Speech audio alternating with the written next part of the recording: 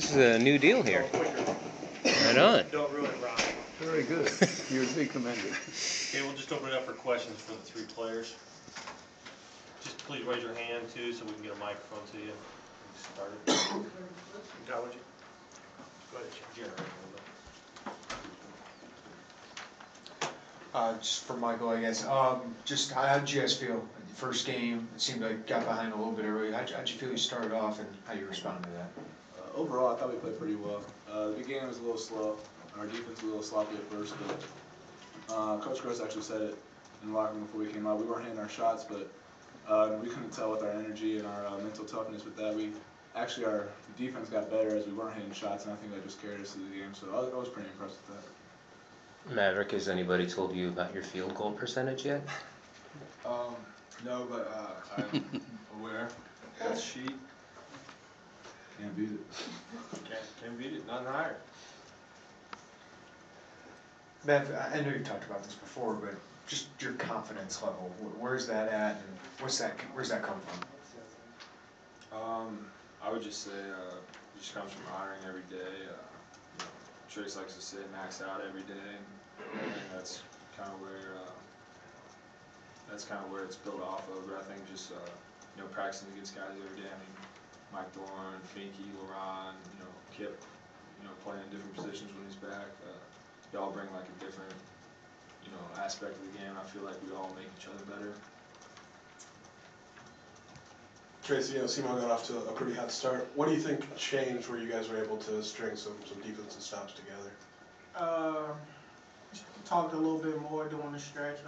We didn't panic. Like Finke said, I was definitely impressed with that. We took on the challenge even more. But once we talking, I just think we're more connected and guys can not being off that.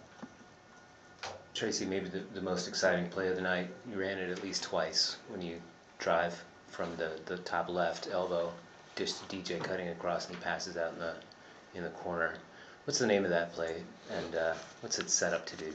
It's just a step up. I'm not sure which one of the big step up, and I just kind of read it.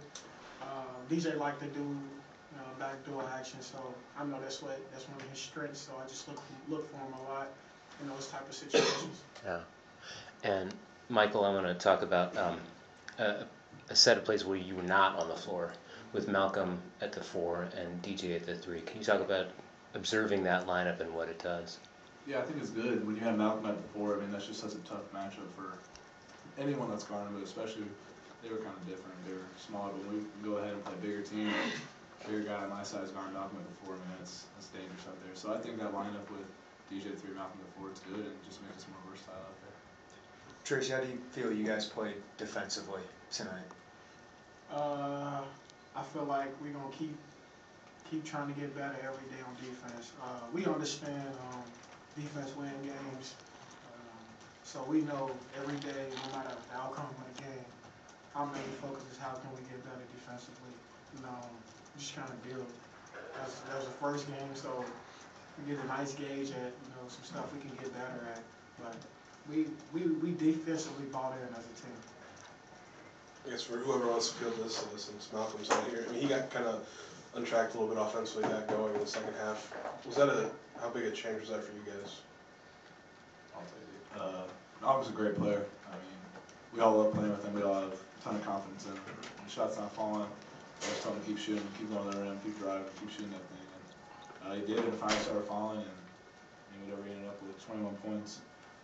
That's good for us when he's scoring, and not even scoring, but just making plays for us, and he's just making people better when he's out there. So whenever he's on the court, it's a good thing for us.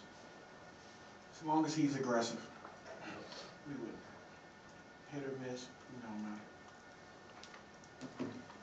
Mav's going to be excused in just a second. If you have any final questions for Maverick before we take him down, he's going to get a live TV shot. So. Sure. Mav, what did you think of the zone defense tonight, and why did John Gross choose to use some T3?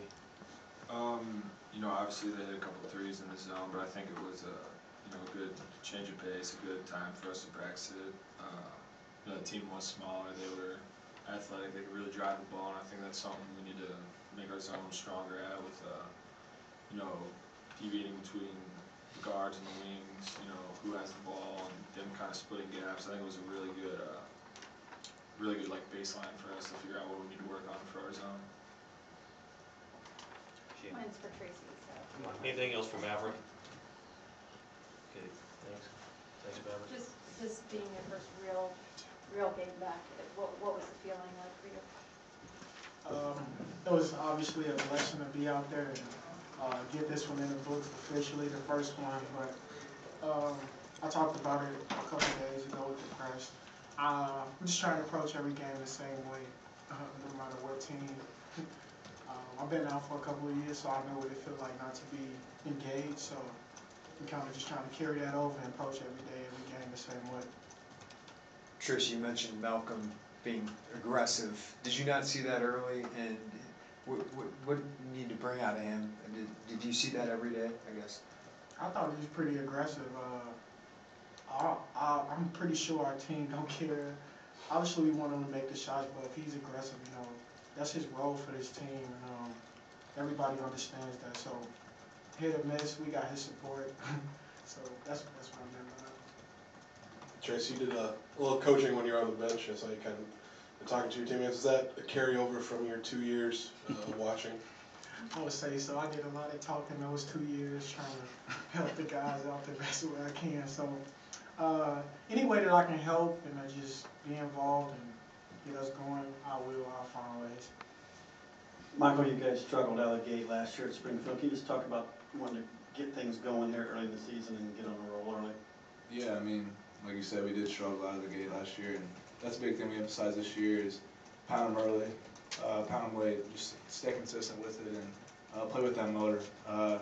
We even had it against WashU in the first game. We went up, whatever it was, double digits, and then we kind of let them come back in the game. And we said in this game, once we got up, all right, let's keep going, let's double it, let's keep playing with the lead. And I think that's something we have to do this year to help us win. I mean, we have a team full of older guys and really mature, so if we can stay with that mentality, I think it will really help us.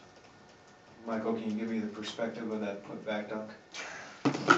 I have no idea. I actually did the same thing in shoot-around today. You probably know, so it felt good. Actually, to be honest, the first thing that came through my mind was, why didn't this happen at Providence last year?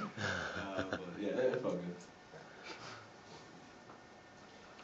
Anything else for the players? All right, thanks guys. Thank you. Coach Gross will be on his way up here in just a moment.